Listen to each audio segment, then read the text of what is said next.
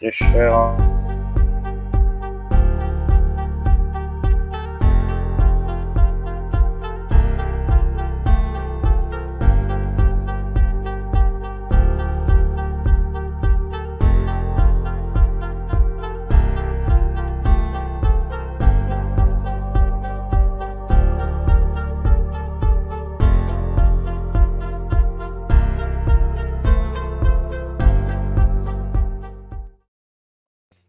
Well, hello and welcome to Action Theater Presents Something Wicked This Way Comes. This is a film from 1983 starring Jason Robards and many others. This is one of my favorites. Says you could almost call this film Forgotten Disney, because this is made and put out by Disney back in the early 80s.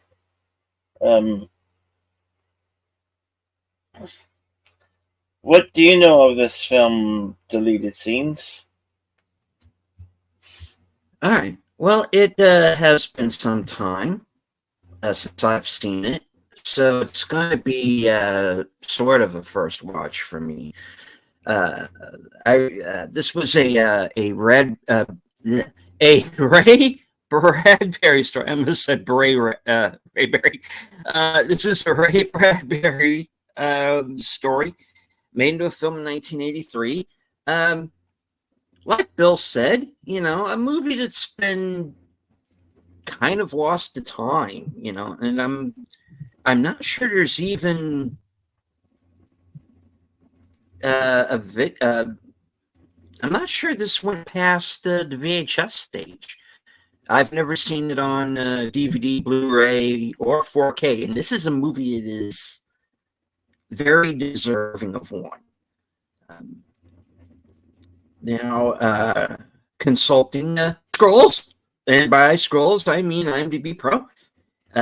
This film was released April 29th, 1983, at an estimated budget of $19 million.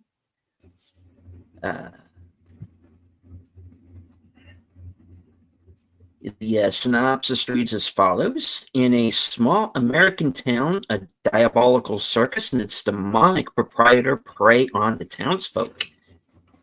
It is rated PG, but it's 1983 PG.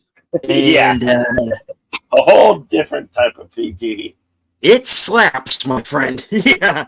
This movie is closer to what a PG-13 would probably be now. It would be at least that now. But back in the day, yeah. So buckle up for this one. Great leading cast, of course. Jason Robards, Ellen Geer, Pam Grier, James Stacy, Diane Ladd, Royal Dano, a lot of familiar faces. Angelo Erzito, who you might remember from Mad Max Beyond Thunderdome, and also Freaks. He had quite a storied career. Arthur Hill, who some of you might remember from the Andromeda Strain. Yeah, you should recognize a number of faces in this, and of course, as the villain of the piece, Jonathan Pryce, and this was playing Mr. Dark, and this was actually the first movie I remember seeing him in, and he made quite an impression indeed. So, yeah, been a while since I've seen this one. Really looking forward to it.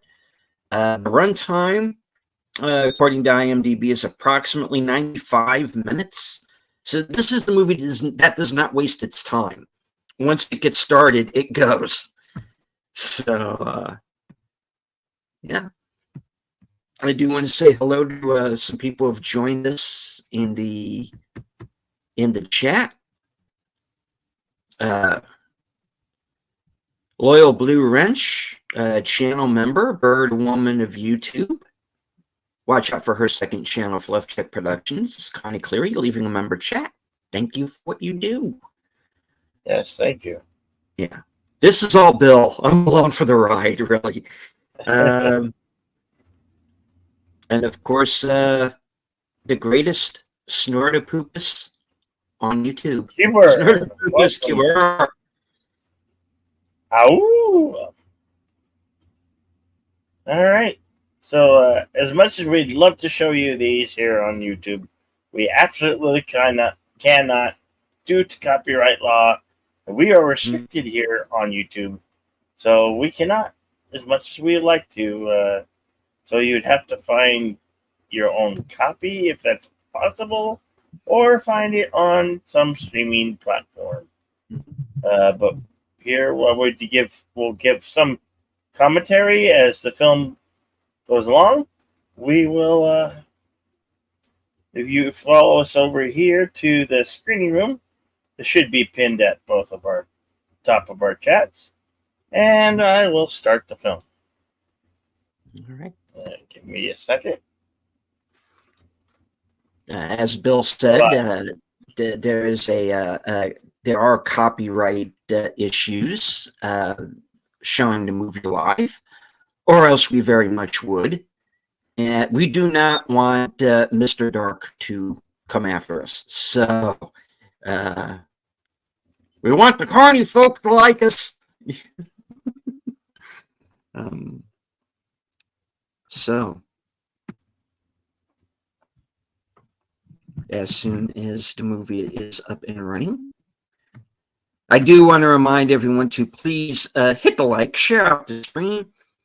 If you are new to Bill's or my channels, please feel free to subscribe. This is the road to 3,000 for me, so I'm getting ever closer. Awesome.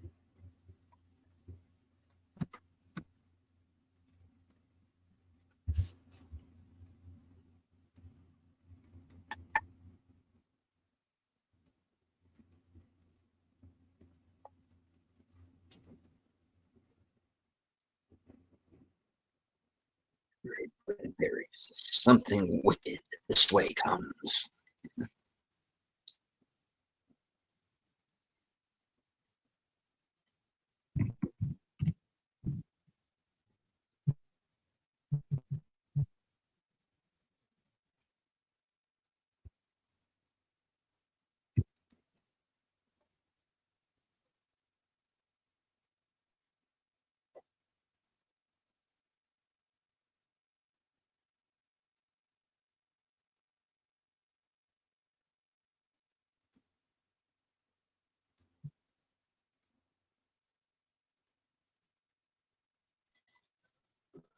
Music, of course, the late great James Horner. Titanic, Aliens, among many others.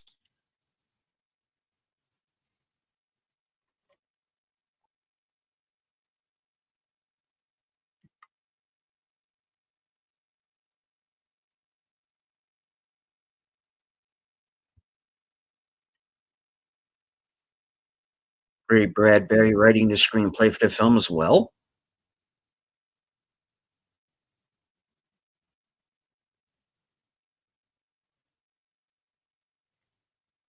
Director of the film of Jack Clayton. He was best known for The Innocents in 1961. The classic gothic horror film. And even though he is not credited in the final film, Kirk Douglas was also a producer on this film.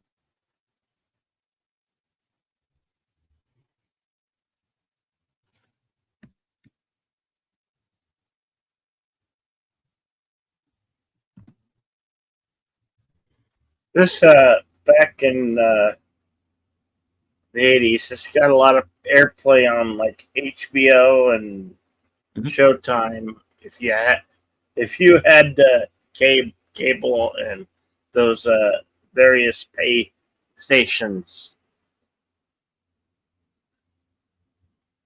So this was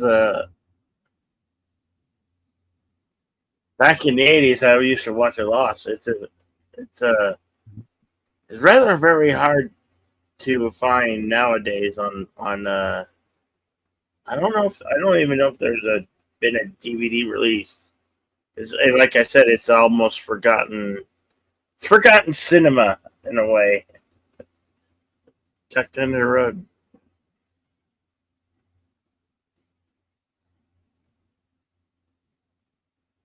There's some elements in this film that this kind of sticks with you, especially when you're a 10-year-old kid. You know,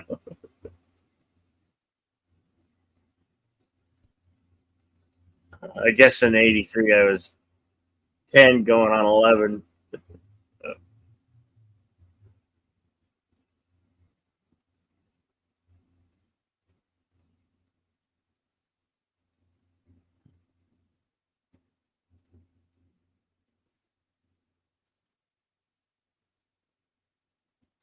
And of course, that's James Stacy there, was at one point a big television star. And he had been in a very bad vehicular accident and lost his arm and leg.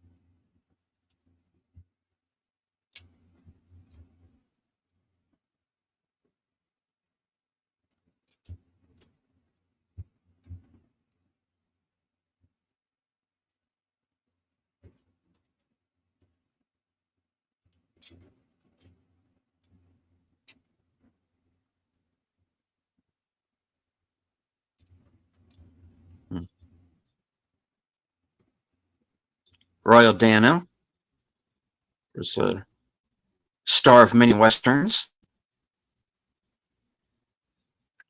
Yep.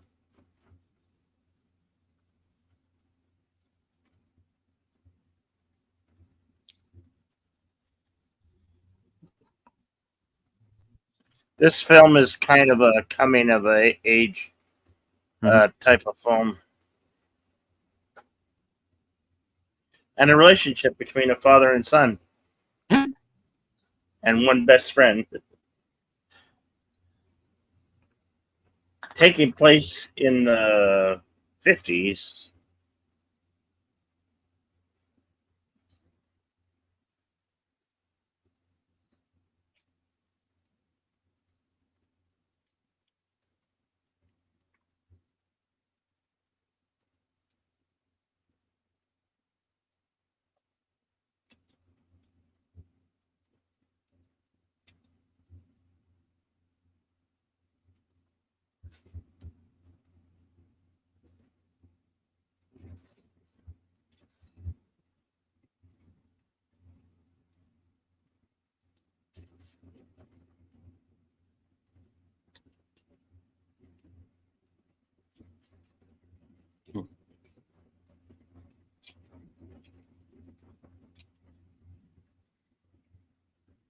And of course, this is kind of a heads up as to how Mr. Dark is able to kind of bring Jim Nightshade so easily under his sway. He kind of becomes the father figure for him that's not there. And he uses that kind of against him.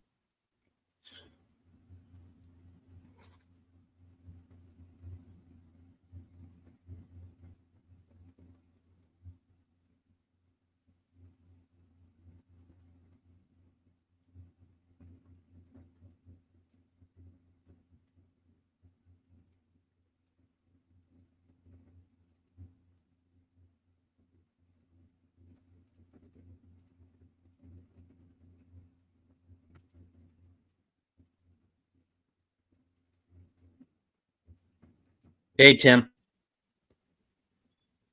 Hello, Tim. Yeah, we're just a few minutes in. We're like, yeah, still getting to set up to the story. We're exactly 8 minutes, 50 seconds.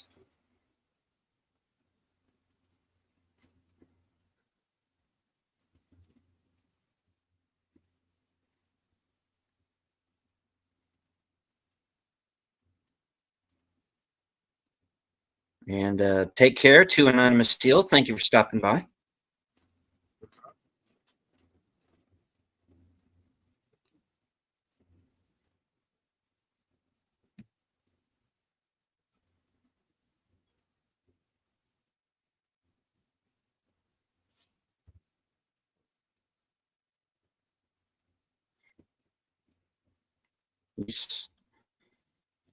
He's not wrong.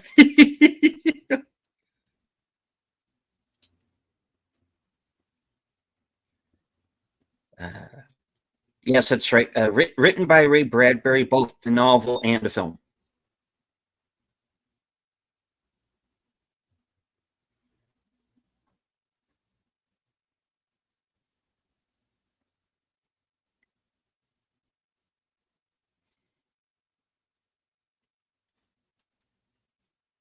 Diane Ladd.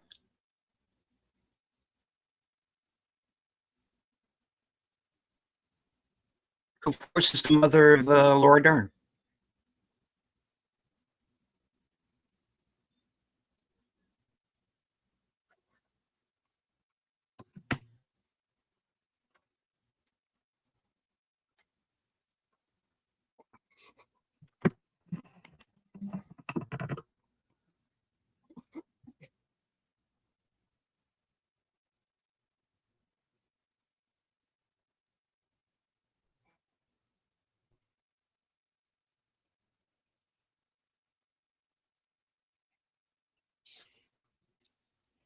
It looked like $1.50. Yeah.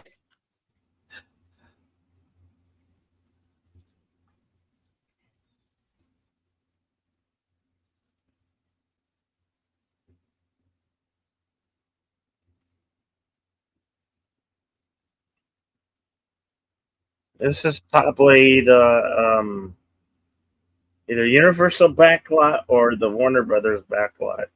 Hmm. A lot of studios in California where this could have been. Not sure which one.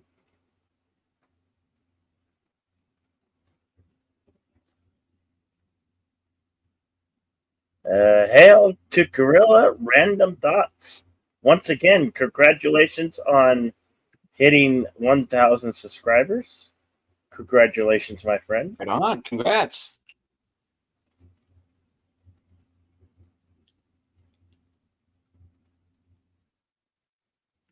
No worries, Gorilla. Yeah.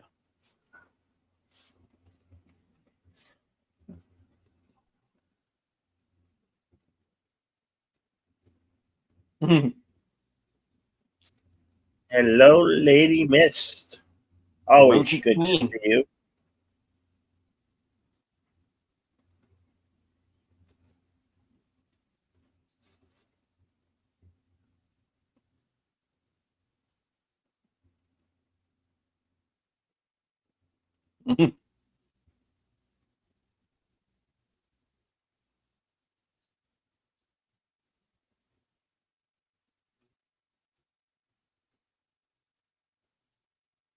Jack Dodson, of course, you might remember from Andy Griffith. If this film did get a DVD release, I'm pretty sure it's probably limited. I haven't searched for it, but I am about to because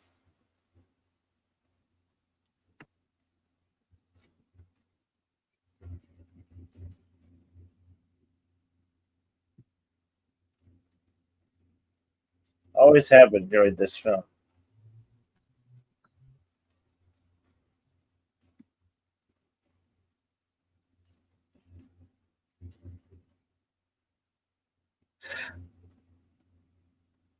Hmm. It's actually pretty cool that she goes across both houses like that.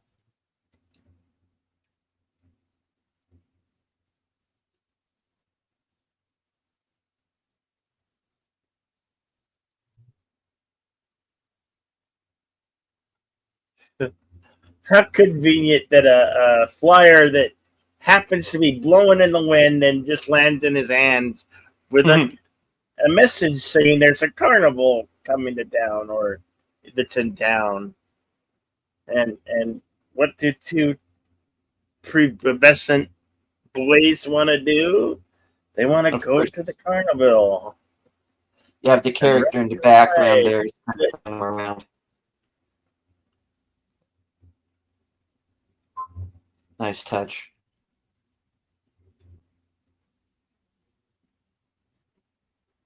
This film's pretty spot on with the exterior of like old cars and periodic clothing for the time that is going on.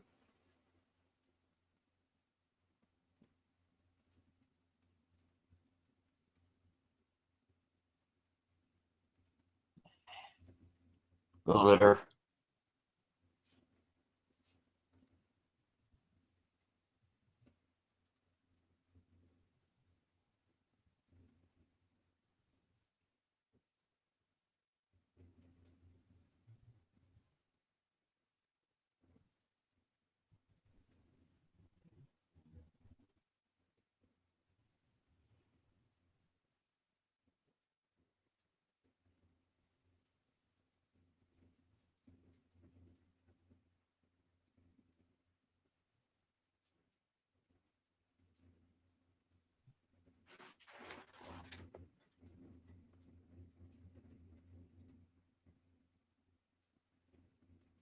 He's a Damon. Hello, Curtis Shelby. Good to see you. Hey, Curtis. Our tired midnight vlogger. Happy that you could join us, whether it be for a moment or the entire program.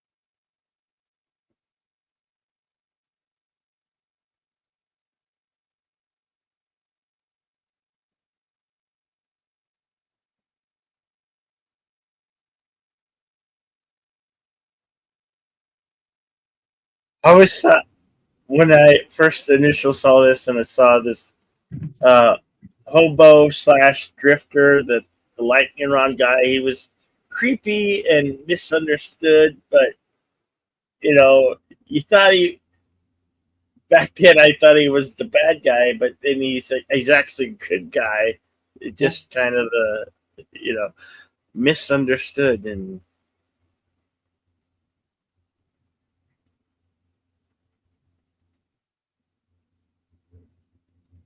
This always used to creep me out because you it's a casket and he's looking through it. It's becomes see through, and this witch character opens up her eyes.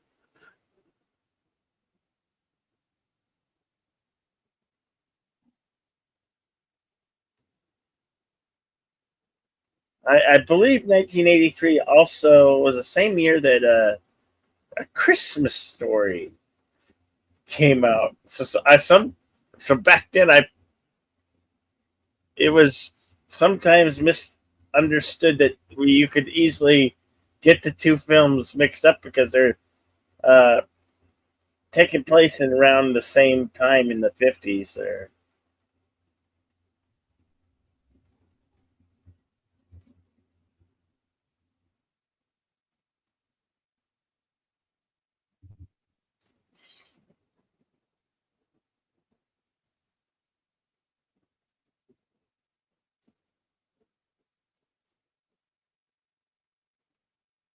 hello, Rusty.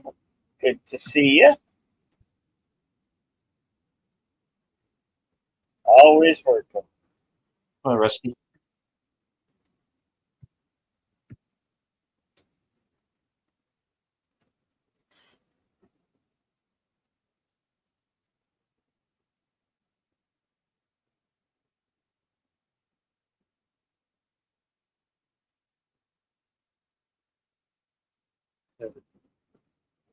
This traveling carnival house a weird train as well.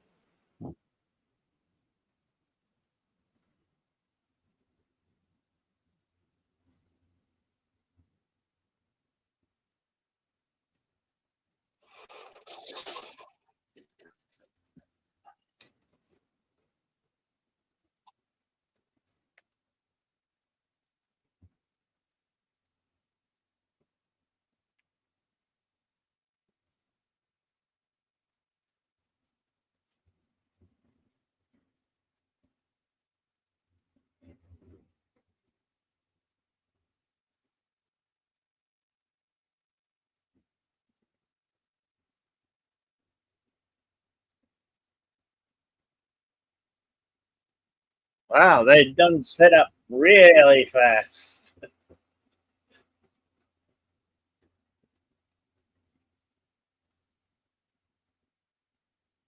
They've already got carnival rides up.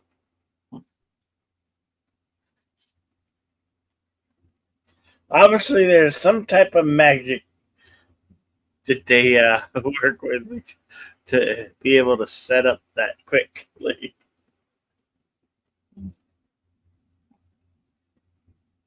Here you had one a train arriving in town, and then you next second the carnival is almost all set up. It's like, and these boys are going, how they do that? And you as an audience seeing this for the first time, you'd probably be like, yeah, how did they do that?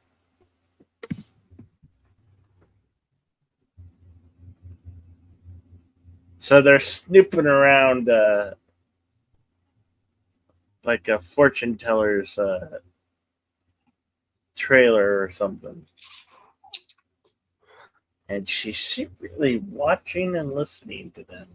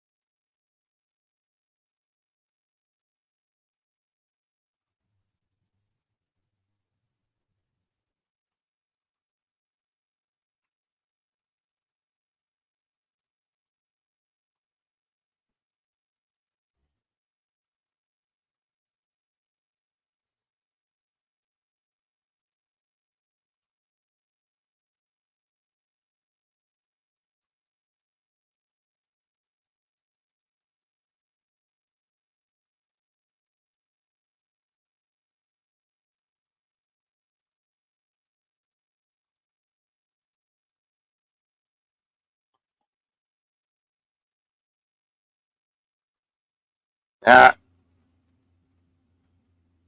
for those in the theater chat, you cannot be nice or say things nice.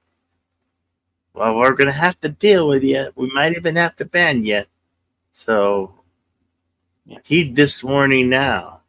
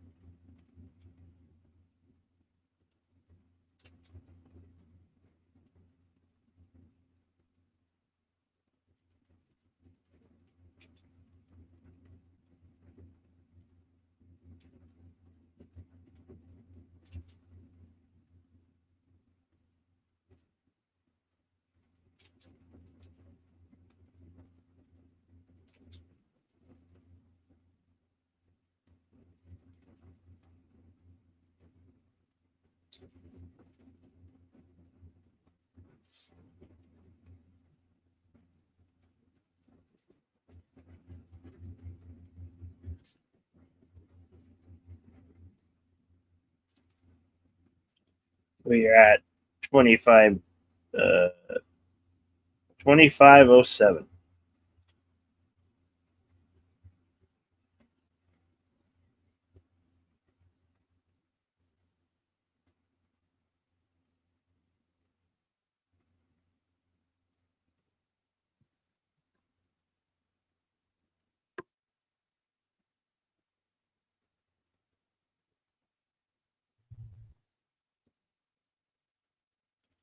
So here are the boys arriving at the carnival. They're in the daytime. Dark's Premium Carnival. They got a wax museum, fortune teller, and even a freak show.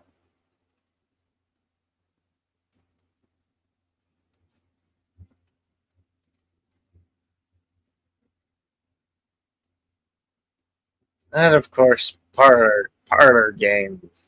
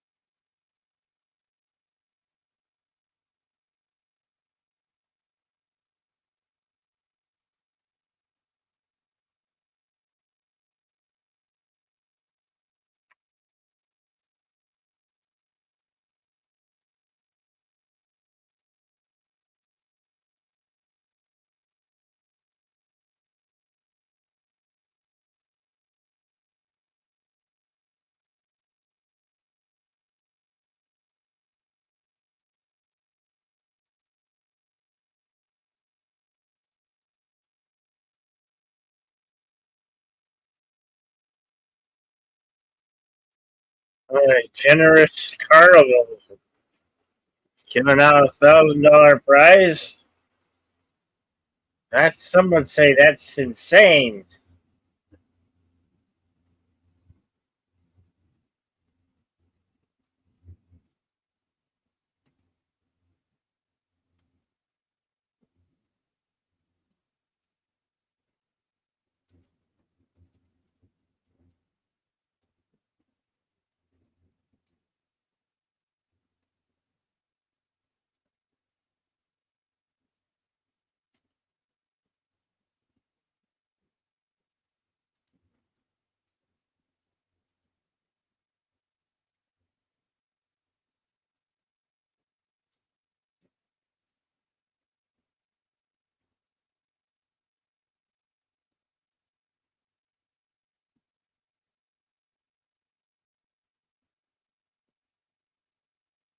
Uh-oh. He found the people.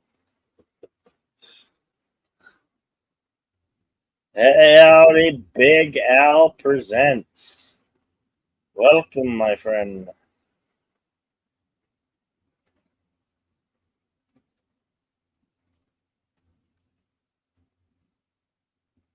Oh wow!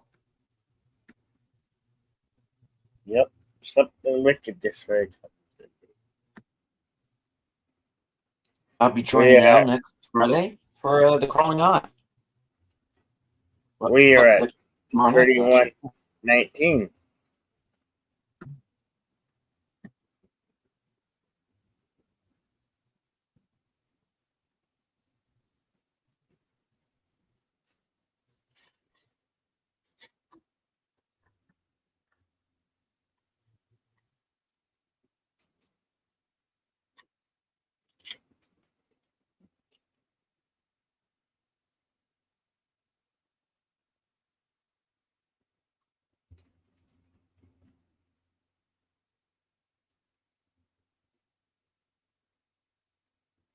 Of course, Angela Rosita, who, of course, as I brought up earlier, was in Mad Max Beyond Thunderdome, Master Blaster, and of course, you might remember him from Freaks.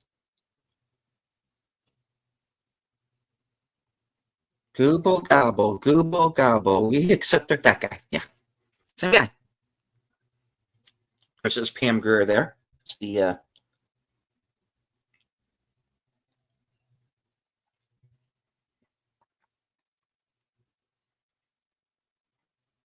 well, is she a witch or just like a demonic spirit, or what would you consider the I fortune would teller to probably be? The classify her as a witch. okay. Uh, a witch gypsy. Hmm. She's definitely up to no good. Hmm.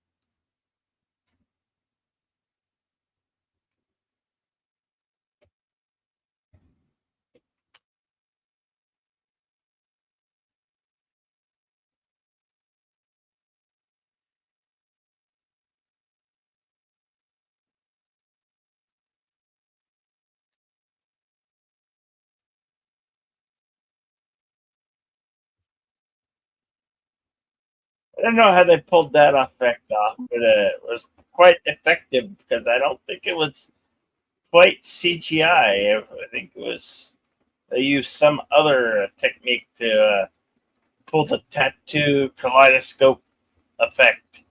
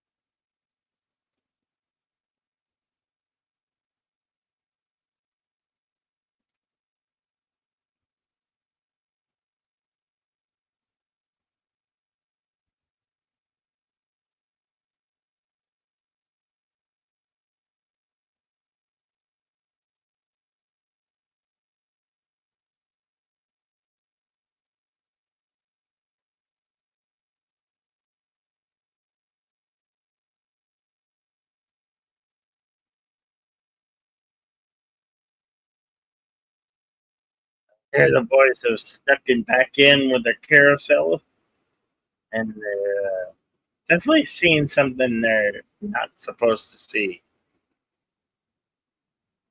The magic of the carousel.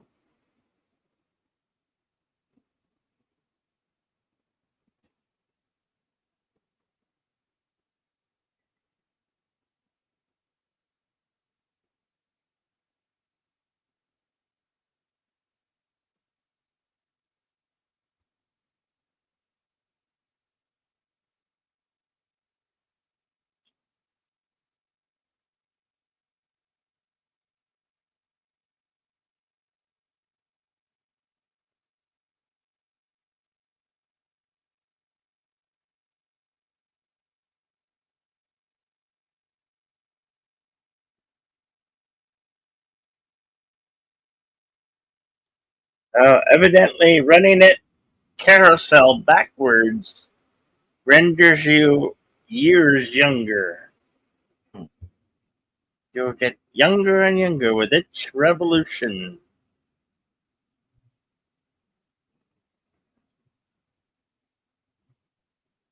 I can only imagine what it does if you run it forward. Ooh, that's a scary thought, right? Yeah, indeed.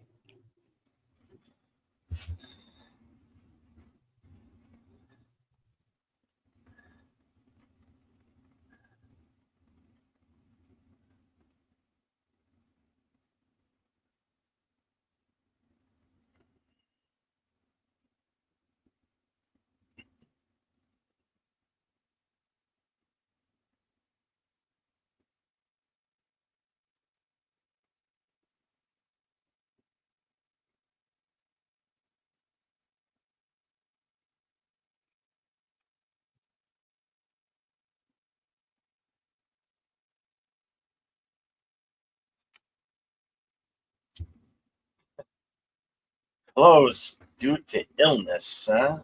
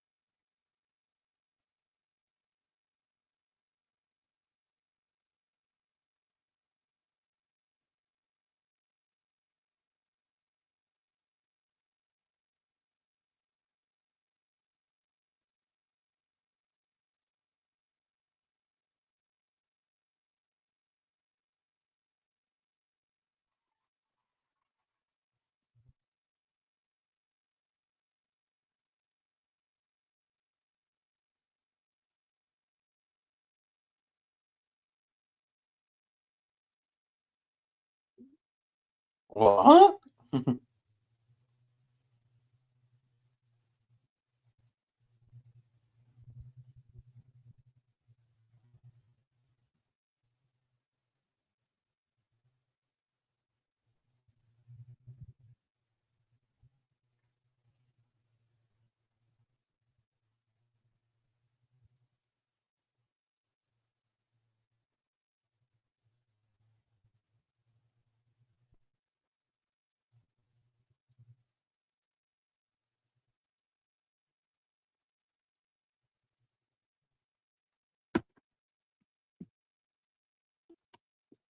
Now let this be a lesson to you. I'm bigger than you, you know.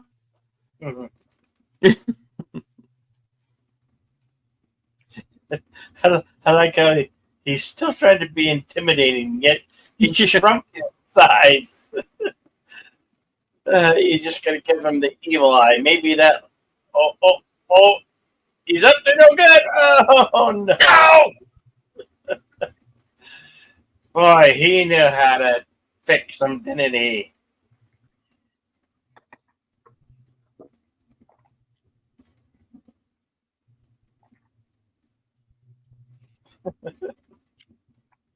Oh no, don't call the dreaded mother!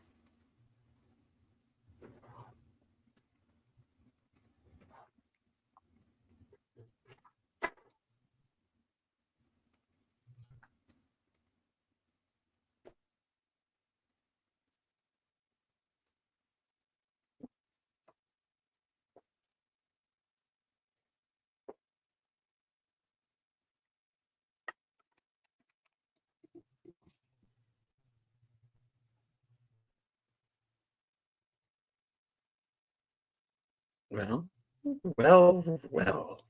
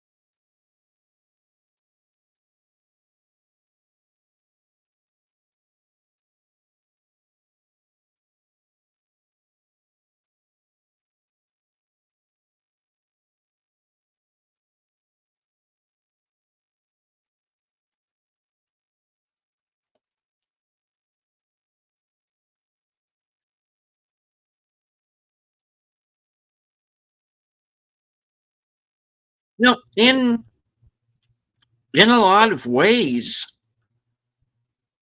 Salem's Lot sort of owes a little bit to this story because it's this kind of small town being taken over bit by bit from within, you know. Only here, you know, demons and witches, in that case, vampires.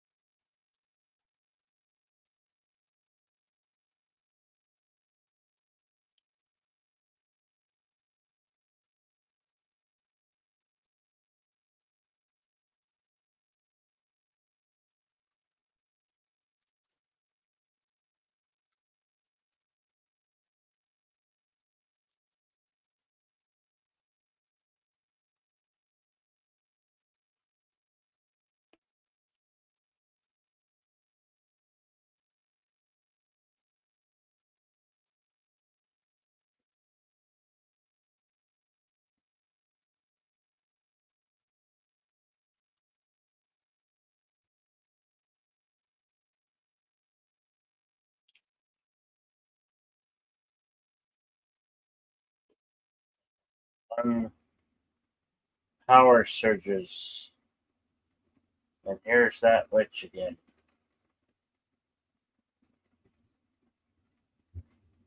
Ah, she wants to be a bride, did she?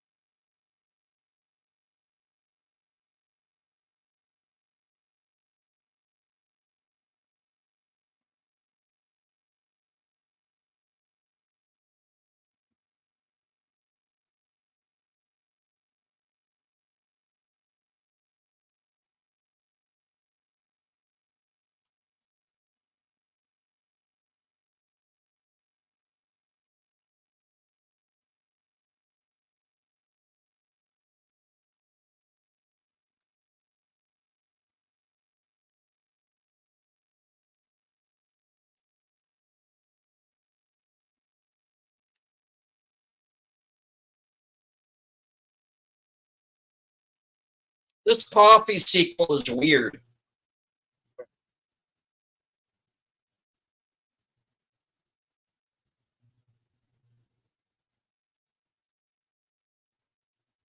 What sequel?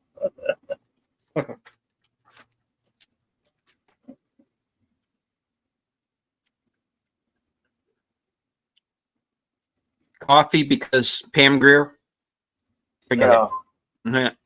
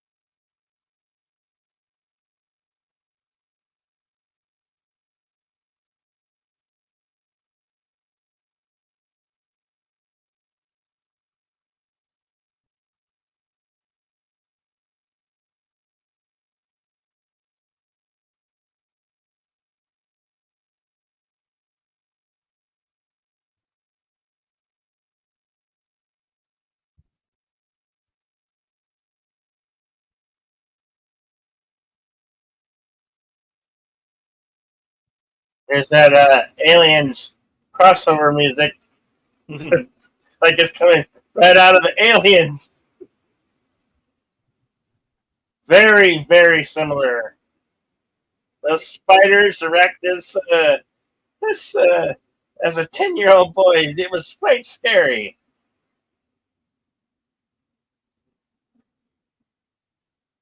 Talk about Arachnophobia.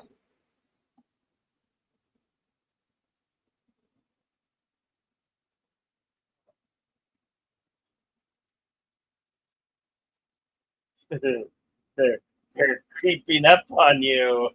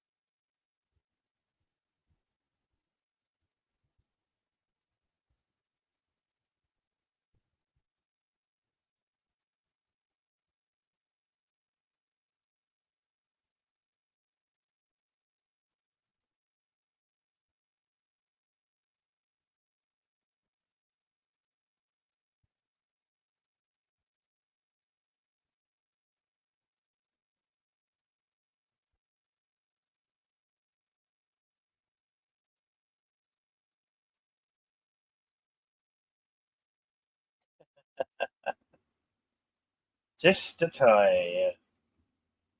Toy drummer.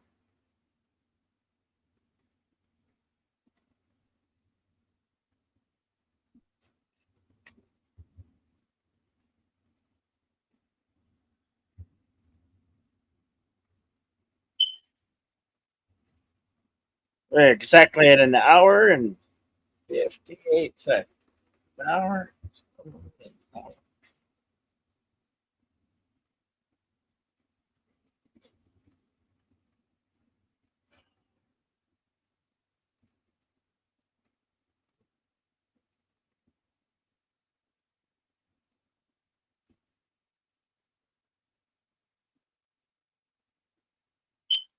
They got a very creepy carnival parade going on here.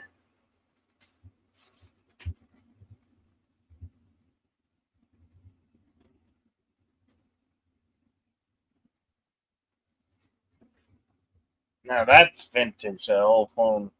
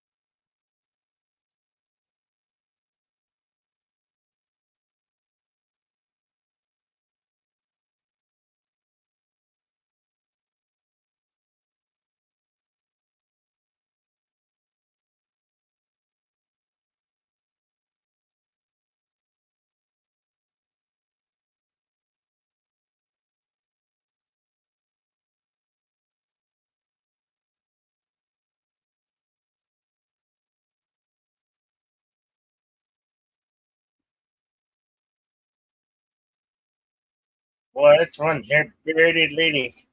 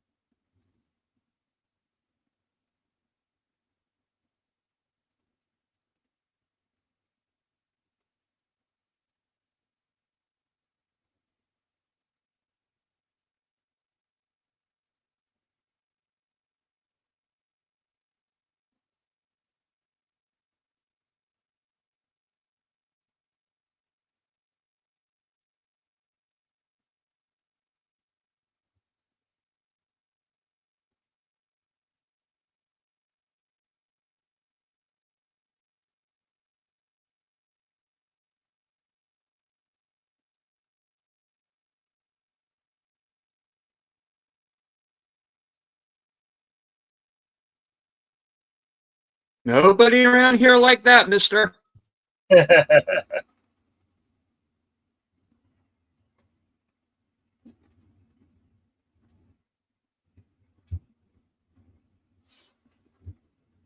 Hoodlums, hoodlums, I say, hoodlums.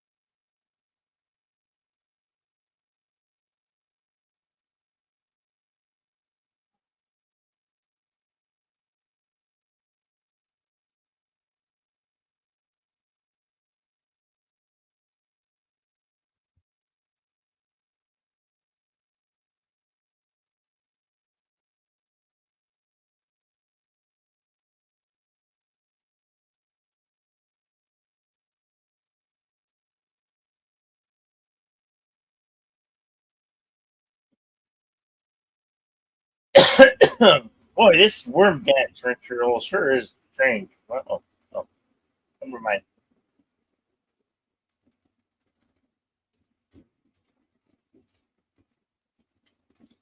Can you play me something more cheerful, please?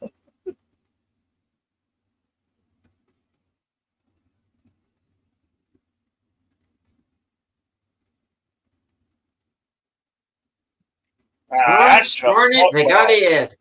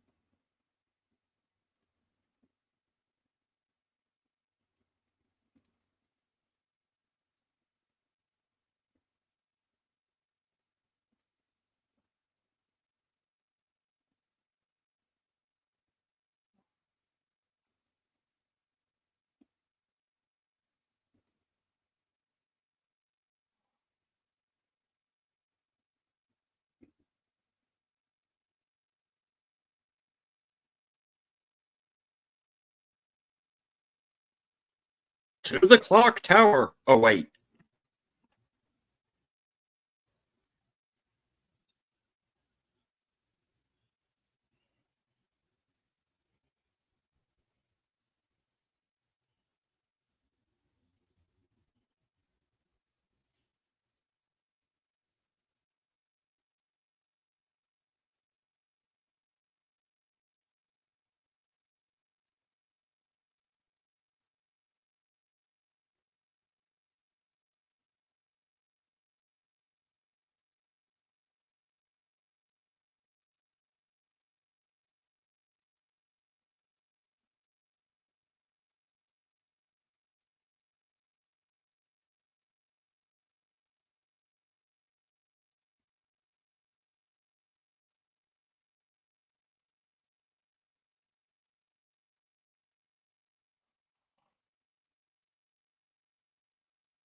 Huh?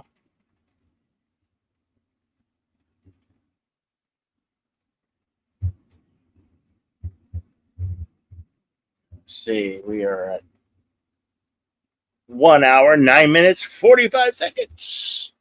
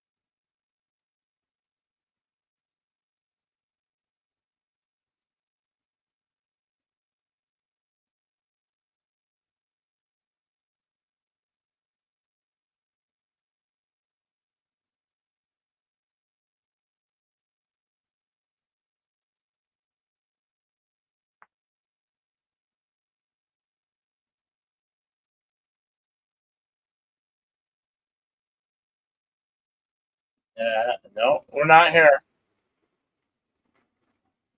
No, we're not here.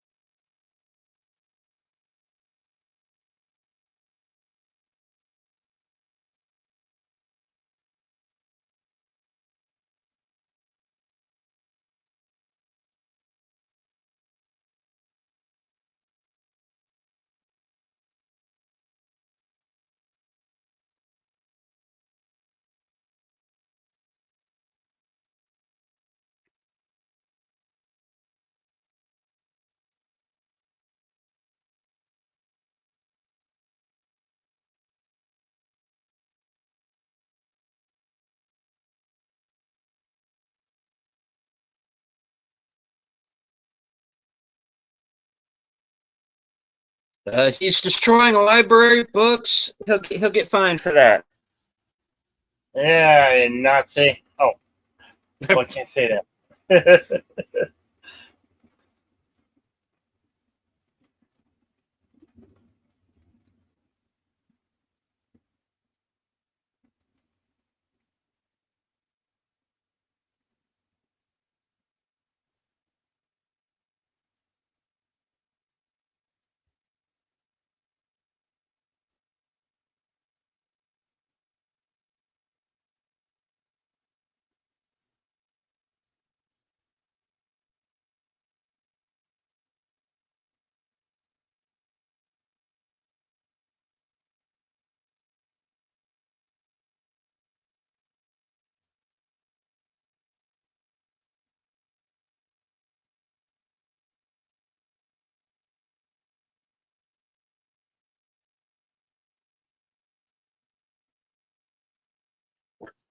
Ow.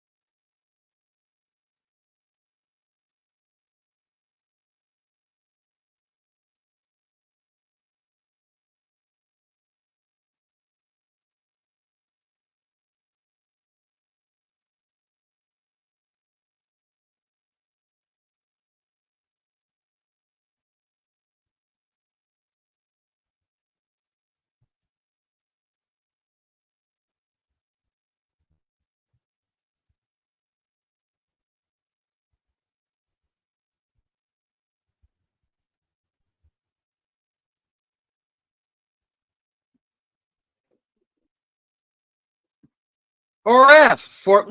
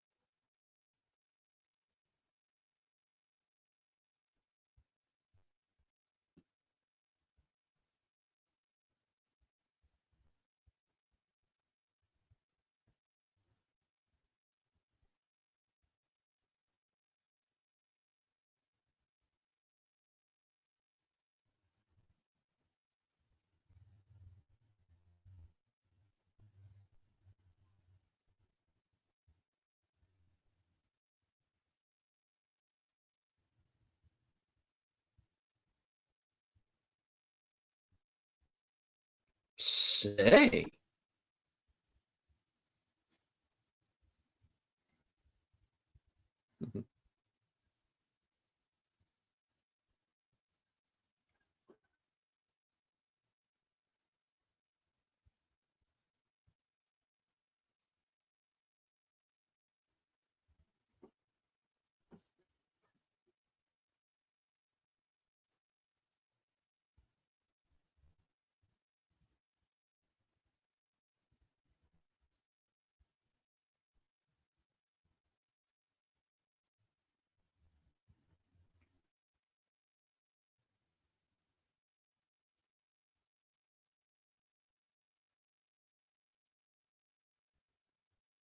I'm sorry, didn't you do that already? I don't think it worked.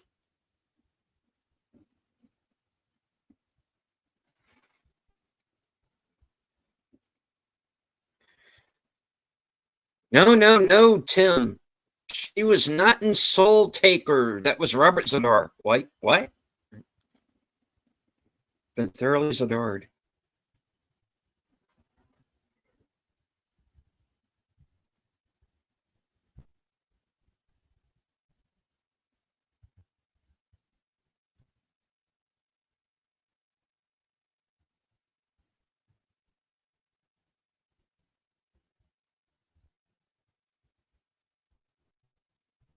What, you think I sit around all day watching Joe Estevez movies? Well, okay, sometimes I do. But, okay.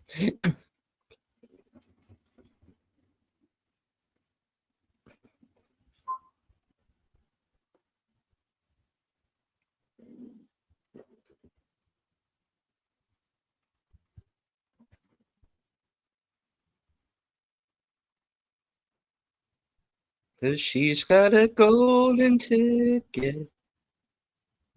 Sorry.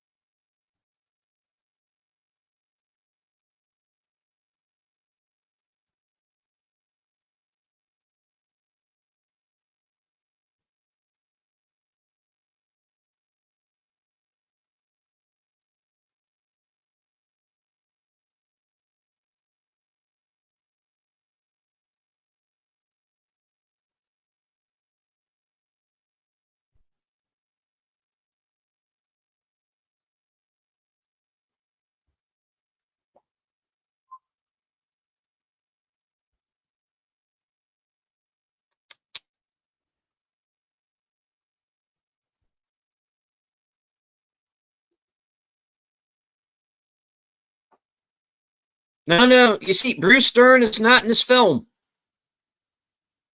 Just kind of unfortunate. He would have been good. He's not in here. Okay.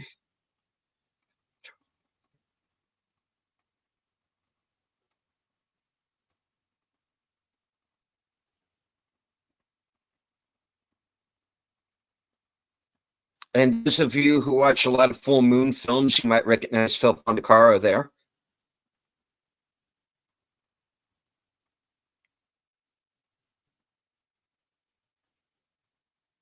Which is another cool thing about this movie, you know, that even these like background characters that don't have any lines are like recognizable actors.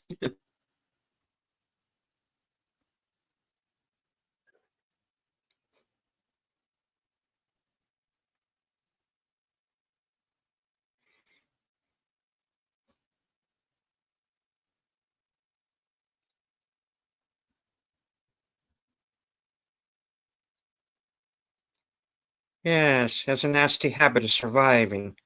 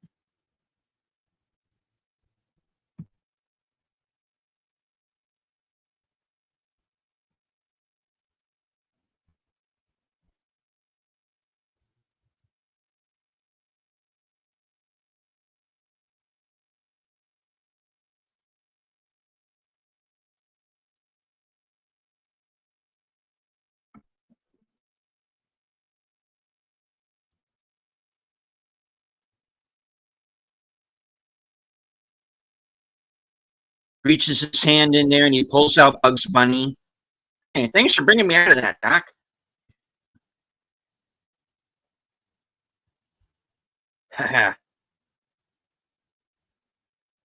Fury seems a little upset. Oh, there you go.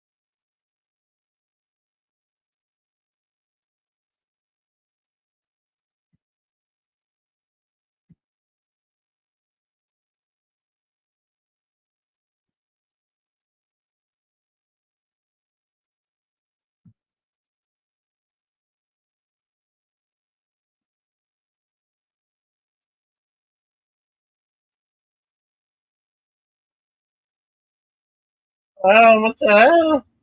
Ah! This is gonna hurt.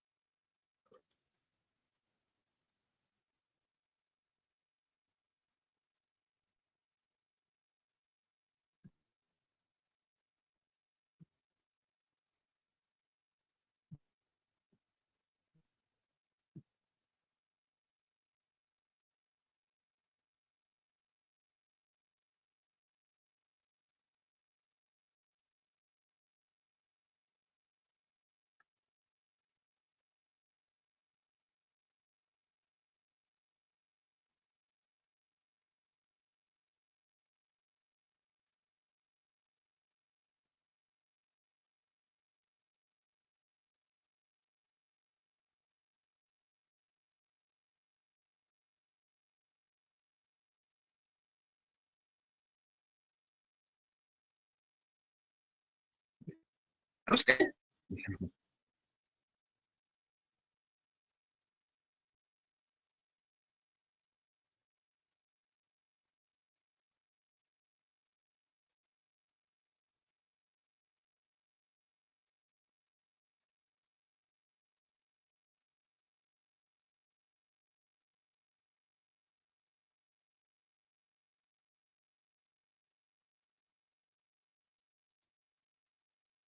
Then you turn to fake horses and actual horses.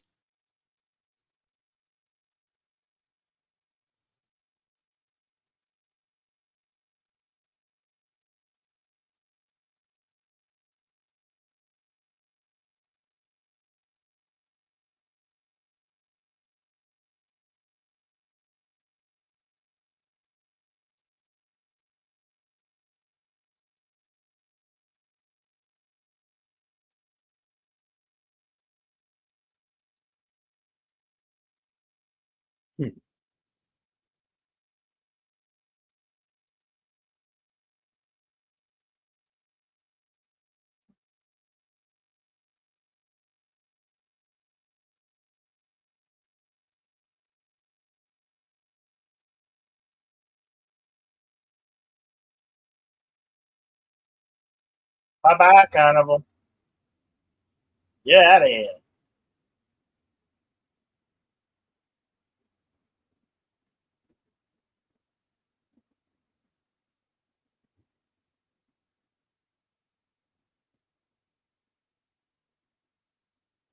What an odd tw- tw- twister prequel.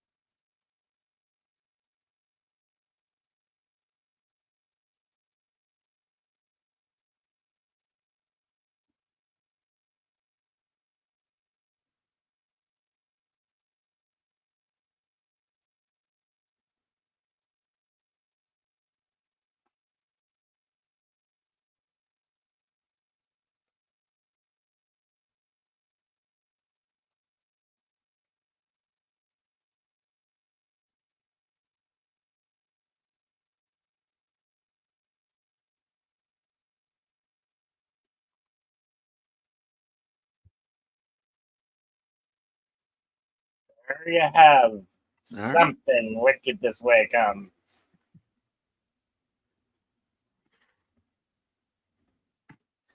Let's see. Is there any scrolls to be? We will consult the scrolls. All right. Page jumped on me here. Give me a moment. No worries. All right. Something Wicked This Way Comes, directed by Jack Clayton, written by Ray Bradbury, based on his novel.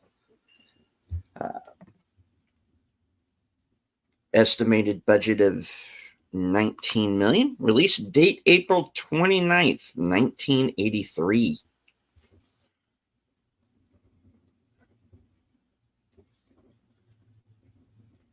Was nominated Best Dramatic Presentation at the Hugo Awards in 1984.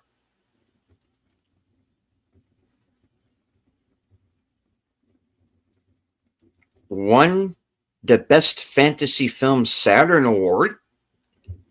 And also Ray Bradbury for Screenplay. Was nominated for the musical score, costumes, makeup, visual effects, and supporting actor for Jonathan Pryce. All right. Filming locations include Morrisville and Waterville, Vermont. Newhall, California. Walt Disney's Golden Oak Ranch, where the carnival took place. And Stage 2 at Walt Disney Studios, Burbank.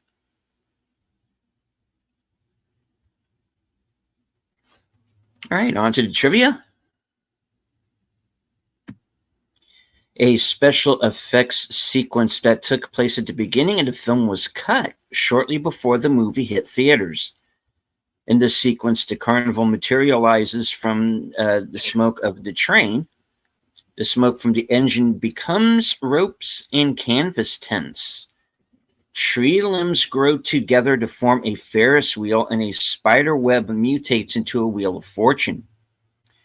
This sequence was the first time that computer animation was used to animate organic material, and it was combined with traditional animation. The scene was deemed not convincing enough by Disney executives and was cut from the film at the very last minute. The deleted scene was described in the issue of Twilight Zone magazine, released the same month as the film, which assumed the scene was going to be in the final print. In the spider sequence, the boys are noticeably older since the scene was reshot after the rest of the production had been completed. This was used to replace a sequence with a large mechanical hand, which, like the animated appearance of the carnival, was deemed too hokey and was subsequently cut from the film. Disney made many changes to the film, which writer Ray Bradbury and director Jack Clayton did not intend. Many extra special effects scenes were shot by a second unit director after original production wrapped, and other changes were made before its release.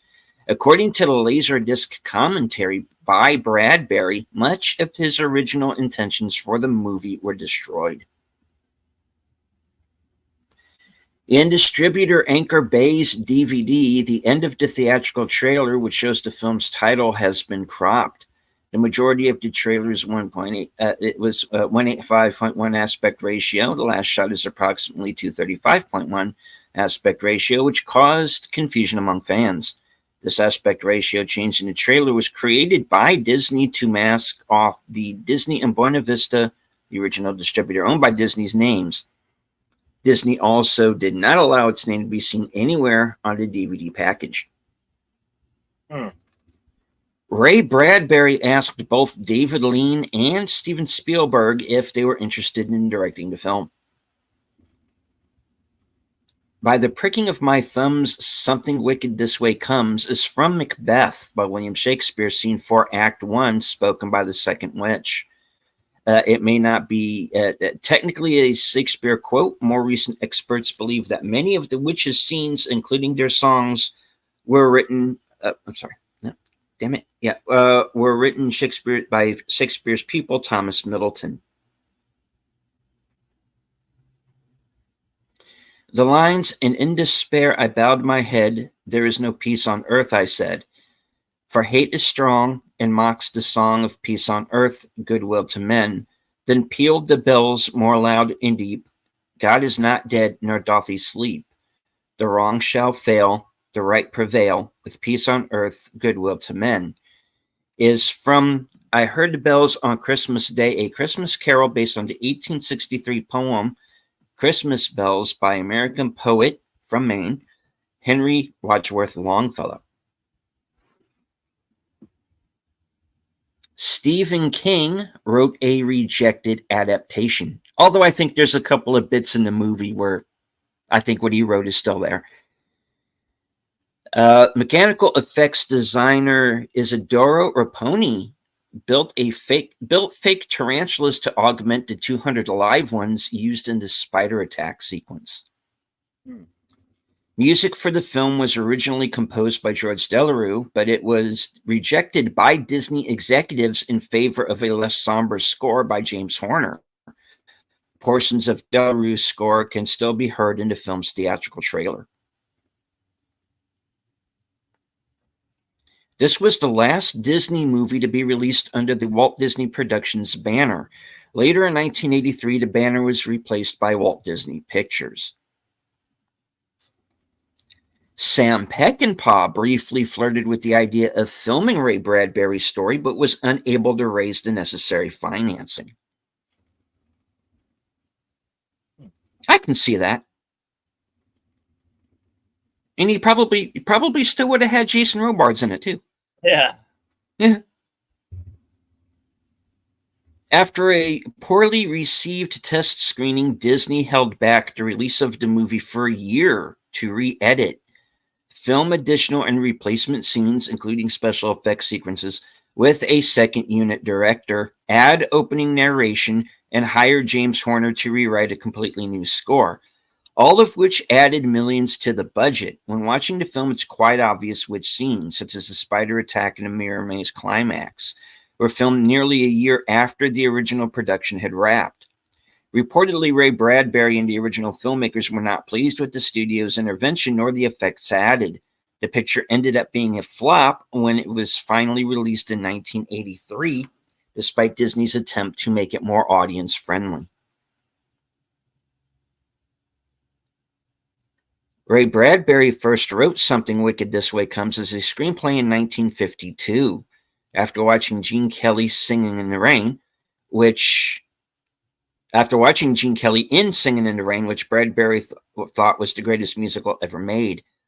Bradbury showed Kelly the screenplay, and Kelly was so impressed that he wanted to make it his next picture. When Kelly shopped the story around to potential backers in 1958, he was unable to raise money for the project. It was only after this failure that Bradbury rewrote the story as a novel, which incorporated some elements from his 1948 story Black Ferris, which was published in 1962. Bradbury dedicated the novel to Kelly. Pre-'80s Disney regulars Darren McGavin, Dick Van Dyke, and Dean Jones were the first considerations for the role of Charles Holloway. Walter Matthau, Jack Lemmon, James Garner, and Hal Holbrook were all also considered. Edward James Olmos was offered the role of Mr. Dark, but turned it down. Kirk Douglas bought the rights and originally intended to produce as well as play the role of the father. His son, Peter Douglas, remained on the project as producer. The show is called Mr. Dark's Pandemonium Carnival. The word pandemonium, Greek for all demons, was coined by John Milton in his poem Paradise Lost. It is the name of Hell's capital city, where Lucifer holds court.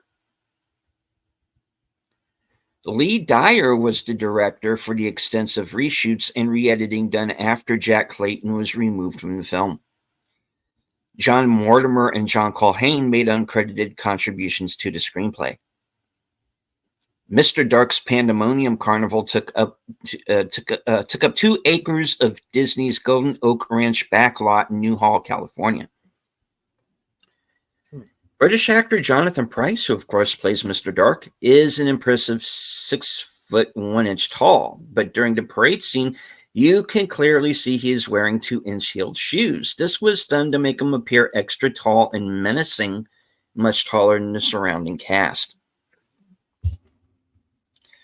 The town square set with the wrought iron gazebo is the same set used in Mr. Boogedy.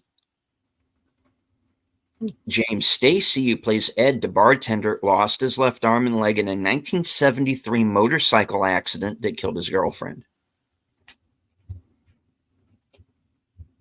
Jason Robards was Ray Bradbury's only choice for Charles Holloway. When the train from the title first reappears in the movie, James Horner's score quotes a motif from John Williams' Darth Vader theme from Star Wars Episode V, The Empire Strikes Back, in a high-pitched, disharmonious variation played mainly by the strings. The source novel is set in Greentown, Illinois, the setting of a few other Ray Bradbury stories based on his hometown of Waukegan. Superstars Peter O'Toole and Christopher Lee were considered for the role of Mr. Dark, but were deemed too expensive. Jonathan Pryce, a relative unknown at the time, was more affordable.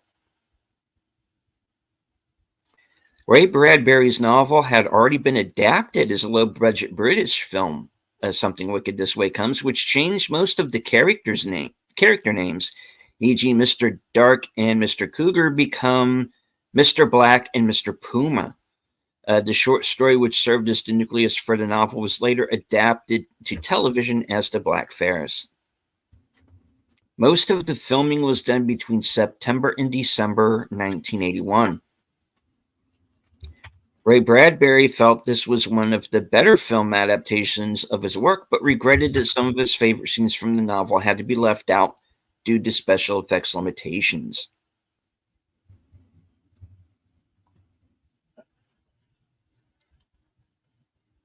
This is the 117th live-action film produced by Disney.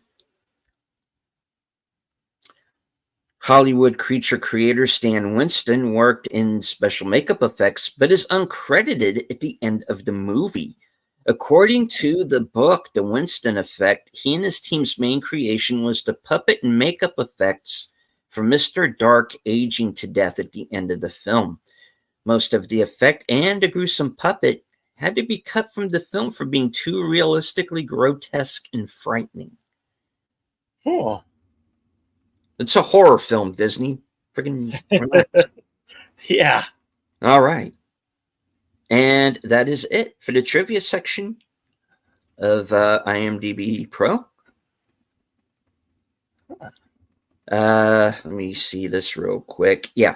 The budget, like I said, the budget for the film was estimated $9 million. The movie only made $8.4 million worldwide. So yeah, it actually, in its theatrical run, it was a flop.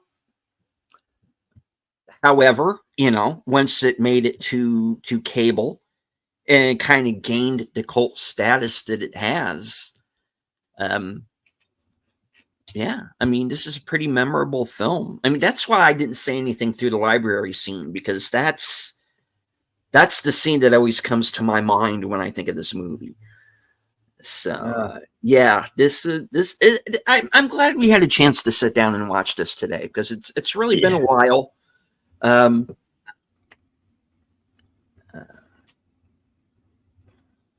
wish there was a 4K for it.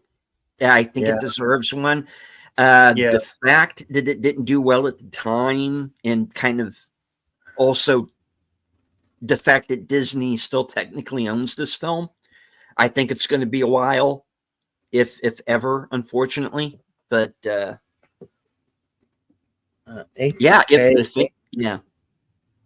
Bay had the DVD, so okay. Anchor Bay put out some good DVD places.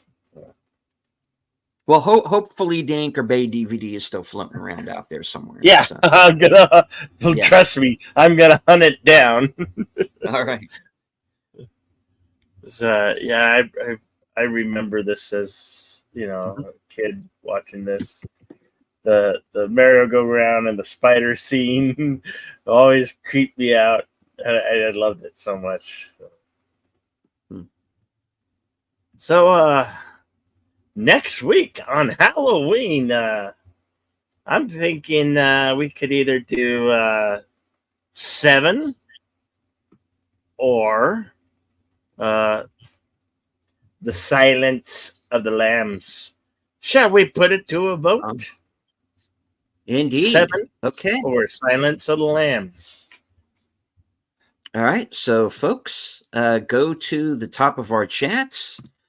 There will be a poll up momentarily. Next week's movie, 7 or Silence of the Lambs.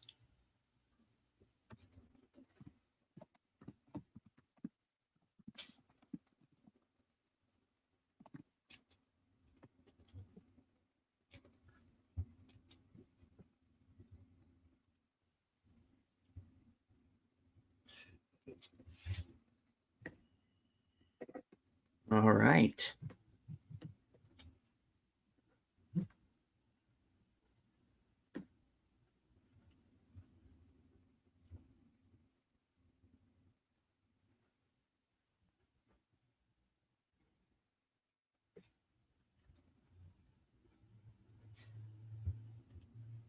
while you're all voting, I do want to take the time to thank everyone who joined us today on Cosme to watch the film, and everyone who is here with us in the live chat. Lady Mist, Emoji Queen, Curtis Selby, the Tired Midnight Blogger, FKHC 2005, sometimes known as Tim, DJ Plain Ice, sorry I didn't see you come in. Here to stay and bump the algorithm, have fun. Yeah, hope you enjoyed the show. Big Al Presents, host of Films with Friends, where I will be appearing tomorrow night at 8 p.m. Eastern for The Crawling Eye. All right. Our friend, the bird woman of YouTube, Connie Cleary. Rusty was with us.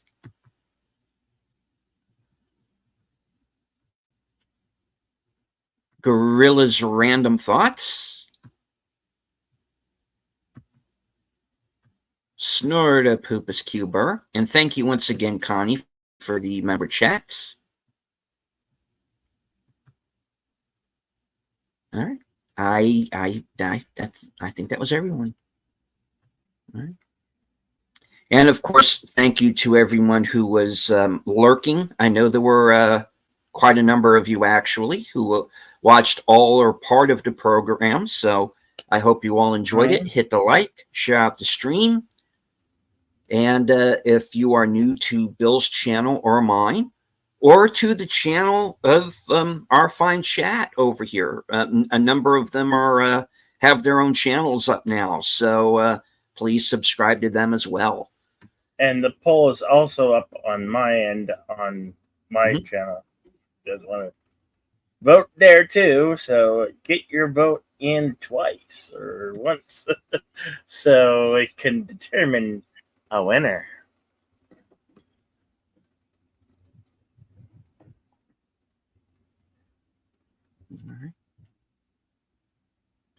Yeah, I thought about doing this for like I was thinking about doing a feature of forgotten cinema, and I was going to call it Forgotten Cinema, but I figured this is it's October and it's Halloween. This is has enough action in it to be considered an action film, and why not just run it today? So yeah, because I've actually been wanting to do it for some time. Yeah. Well, yeah, this movie definitely, it's a little over an hour and a half with credits, so it wastes absolutely no time. You're in it pretty early on. So, yeah, moves along at a pretty good clip. I mean, yeah, there were shenanigans behind the scenes, mostly, that dreaded studio interference. But I don't think it really ruins the film itself. Curtis is saying in the chat seemed quite different, but not entirely from the book. Not as good as the book, but still a good film. Yeah, I don't doubt that, and that's kind of the problem with adaptations too. Especially from book to feature film, you're going to lose something into translation, and there's a lot that's going to be left out. I think that's the reason why you're seeing a lot of books being adapted now for streaming and done as like these 8 or 10 part series. They brought Shogun back and redid that. That did very well. I think it won the Emmy. Still need to see that. One of the issues I'm hearing now about Salem's Lot, and I haven't seen the movie, full disclosure, so I've only seen like 20 minutes out of it. I've heard some of the some of the people who maybe were not happy with that film say it might have been better if they had done it, as like a 6-part miniseries. Uh, yeah, it's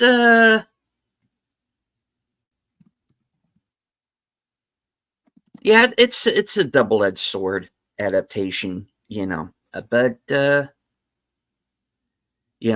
full disclosure, I have not read Bradbury's book. All I know of this story is what you see in this film, and I'm a fan of it. I think it still works. For now, 41 years later, that I got to get my head around that for a moment, But yeah, I think it's fine. I think we might have enough votes on both channels to determine a winner. Because All right. I've got on my channel, we got 2 votes. So and they're declaring 7 the winner.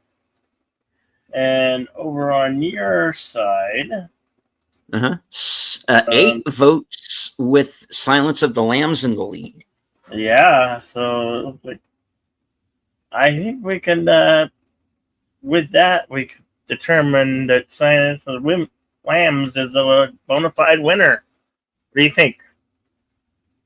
Fair enough. Yeah, of course, the Oscar-winning adaptation of another adaptation of the Thomas Harris novel.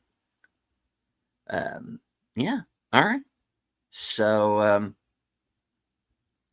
anybody who has not yet voted, you still got a moment or two here to, let yourself be known. But yeah, we'll give it about another. Yeah. We'll give it a minute and a half here. Mm-hmm.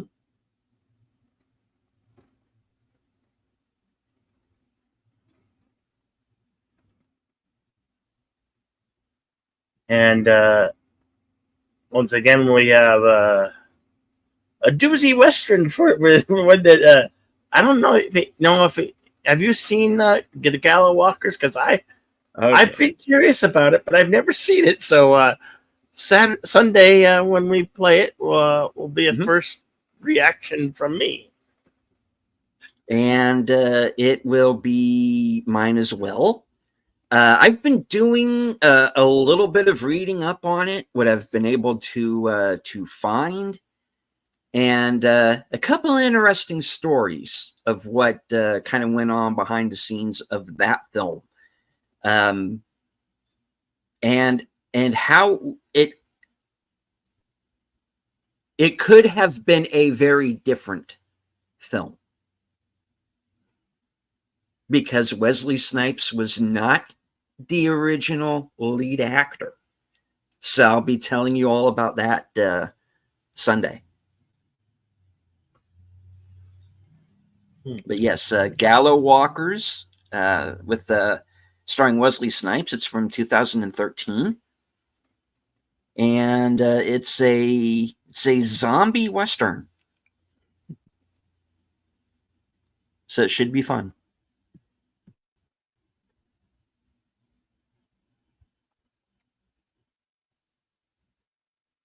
All right, four votes.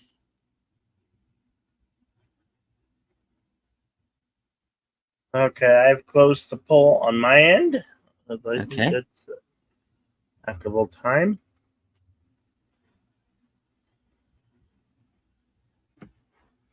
All right. And 7 got all 4 votes on your end. So 100% to 0 on your end. Silence of the Lambs, 62% to 7's 37% on my end. So I think we got like almost a tie.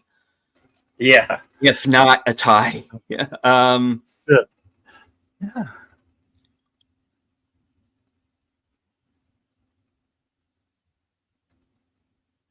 I think with the percentage, though, I think Silence of the Lambs is. I think it might have got just one. Pulled ahead just one by, there. Yeah. Yeah. So beat it by 1 vote.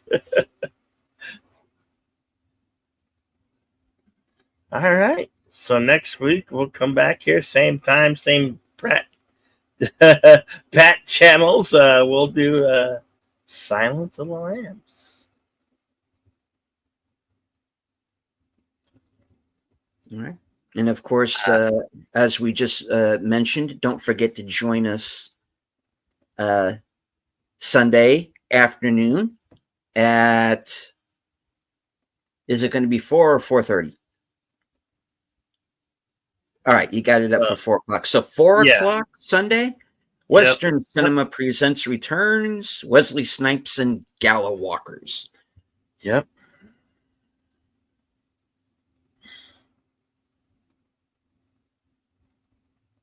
All right.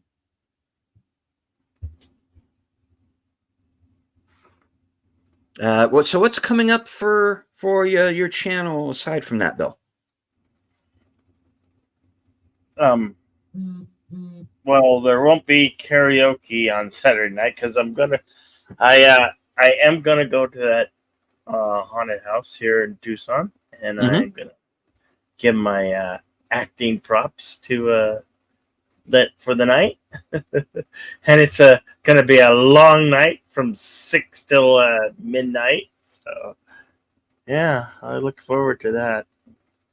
Nice.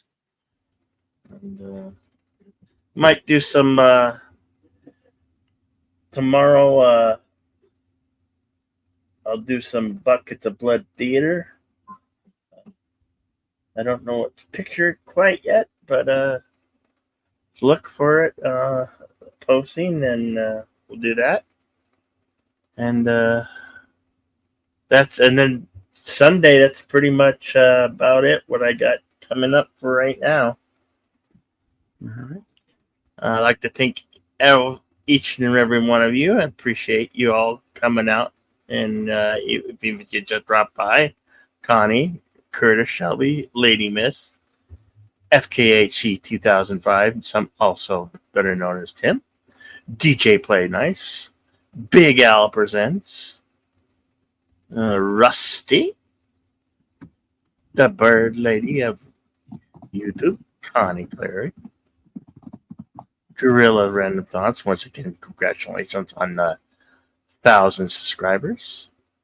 Snortopropus Cuber. And as I always say, be excellent to one another and party on. And now I give it over to you, it seems. All right. And as I always say at the end of every show, thank you all for watching. Hope that you enjoyed the show. From HQ and our second home office in Arizona, good night. Take care. Stay strong. Be safe. Because this is how we win.